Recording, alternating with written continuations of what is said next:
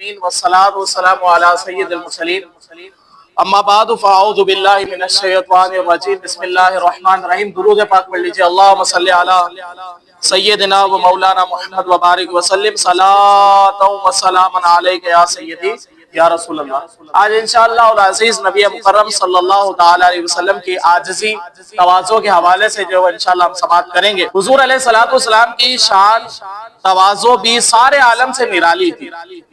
اللہ تعالیٰ نے آپ کو یہ اختیار دیا، اے حبیب صلی اللہ علیہ وسلم، اگر آپ چاہیں تو شاہانہ زندگی گزارے۔ شاہانہ سے مراد یہ بادشاہوں کی طرح جو بن کر، تو اگر آپ چاہیں تو شاہانہ زندگی بسر فرمائیں، اور اگر آپ چاہیں تو ایک بندے کی زندگی جو وہ گزارے۔ آپ علیہ السلام نے بندہ بن کر زندگی گزارنے کو جو ہے وہ پسند فرمایا۔ حضرت اسرافیل علیہ السلام نے یہ جب آپ علیہ السلام کی عاجزی تواضع دیکھی تو آپ نے فرمایا یا رسول اللہ صلی اللہ علیہ وسلم، آپ کی اس تواضع کے سبب اللہ تعالیٰ نے آپ کو یہ جلیل القدر مرتبہ عطا فرمایا ہے کہ آپ تمام اولاد آدم میں سب سے زیادہ بزرگ اور بلند مرتبے پر جو فائز ہیں، اور قیامت کے دن سب سے پہلے آپ اپنی قبر انور سے اٹھائے جائیں گے، اور میدان محشر میں سب سے پہلے آپ شفاعت جو وہ فرمائیں گے۔ تو حضور نبی کریم صلی اللہ علیہ وسلم کی عاجزی تواضع کی بدولت جو وہ نبی مکرم صلی اللہ علیہ وسلم کو یہ فضائل اور مراتب جو وہ اللہ رب العزت نے عطا فرمائے۔ حضور علیہ السلام کی حدیث مبارکہ ہے، حدیث مبارکہ کا مفہوم ہے، حضور نے فرمایا اگر میں چاہوں تو یہ احد پہاڑ یہ سونے کا بن کر جو میرے ساتھ چلے، لیکن حضور علیہ السلام نے جو ہے وہ ایک بندہ بن کر جو ہے وہ زندگی گزاری۔ اور اسی طرح حضرت ابو امامہ رضی اللہ تعالیٰ عنہ راوی ہیں، کہتے ہیں حضور علیہ السلام اپنے عصا مبارک پر ٹیک لگاتے ہوئے کاشانہ نبوت یعنی اپنے حجرے اپنے کمرے سے باہر تشریف لائے تو ہم سب صحابہ کھڑے ہو گئے تعظیماً۔ تو حضور علیہ السلام یہ دیکھ کر تواضع کے طور پر آپ نے ارشاد فرمایا تم لوگ اس طرح نہ کھڑے رہا کرو جس طرح عجمی لوگ ایک دوسرے کی تعظیم کے لیے کھڑے رہا کرتے ہیں، میں تو ایک بندہ ہوں، بندوں کی طرح کھاتا ہوں، بندوں کی طرح جو وہ بیٹھتا ہوں۔ تو حضور علیہ السلام نے عاجزی انکساری کرتے ہوئے یہ ارشاد فرمایا کہ میں تو ایک بندہ ہوں، بندوں کی طرح جو بیٹھتا ہوں، تو میرے لیے جو اس طرح کھڑے نہ ہوا کرو۔ اب کچھ بعض لوگ جو وہ اس حدیث مبارکہ سے یہ دلیل پکڑتے ہیں، کہتے ہیں کہ قیام تعظیمی جائز نہیں، مطلب کسی کے لیے کھڑا ہونا جو جائز نہیں۔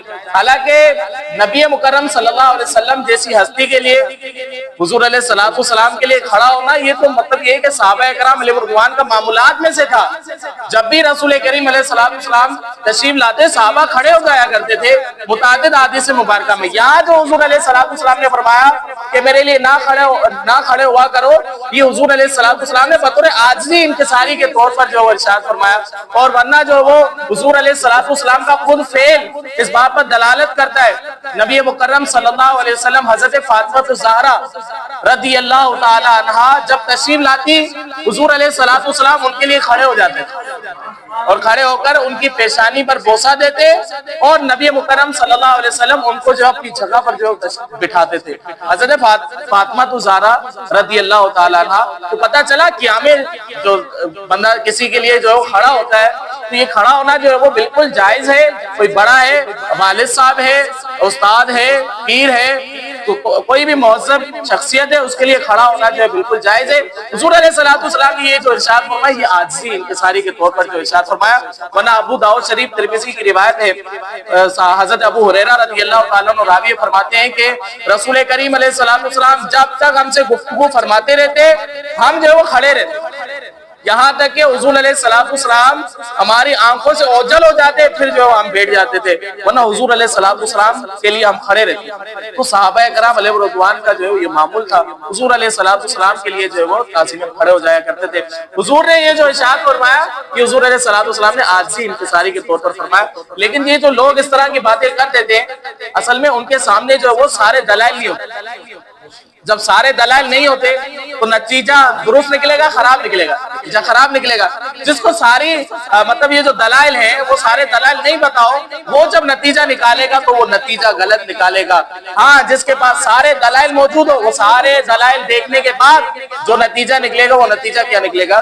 درست نکلے گا۔ الحمدللہ اہل سنت سارے دلائل پر نظر رکھتے ہوئے جو بیان فرماتے ہیں وہ نتیجہ جو ہے وہ 100% درست ہوتا ہے، اور اس میں جو ہے وہ کوئی شک کی گنجائش جو ہے وہ نہیں رہتی۔ بہرحال قیام تعظیمی جو ہے وہ جائز ہے۔ آگے ہم سنتے ہیں حضرت بی بی عائشہ صدیقہ رضی اللہ تعالیٰ عنہ بیان فرماتی ہیں حضور علیہ السلام کبھی کبھی اپنی سواری پر اپنے کسی خادم کو بھی بٹھا دیا کرتے۔ اب دیکھیں حضور علیہ السلام جب آپ جو ہے وہ اونٹ پر سوار ہوتے تھے، آپ کی جو سواری ہوتی تھی اس پر جب آپ اونٹ پر سوار ہوتے تھے تو بعض اوقات اپنے پیچھے جو ہے وہ اپنے خادموں کو بھی بٹھا دیتے۔ کتنی بڑی عاجزی انکساری ہے، اور حضور علیہ السلام کا مقام اتنا ہے، اور حضور علیہ السلام ہمیں ہمارے لیے جو وہ اسی لیے فرمایا گیا نا، حضور علیہ السلام کی زندگی ہمارے لیے کیا ہے؟ بہترین نمونہ ہے۔ تو ترمذی شریف میں کی روایت ہے جنگ قریظہ کے دن آپ علیہ السلام سواری کے جانور کی لگام چھال کی رسی سے بنی تھی۔ کتنی عاجزی انکساری کہ رسی جو تھی وہ کس کی تھی؟ چھال کی جو وہ بنی ہوئی تھی۔ اور بھی دیگر احادیث مبارکہ انشاءاللہ اگلی نشست میں سماعت کریں گے۔ اللہ رب العزت سے ہم دعا کرتے ہیں کہ اللہ تبارک و تعالی ہمیں بھی عاجزی انکساری اپنانے کی توفیق عطا فرمائے۔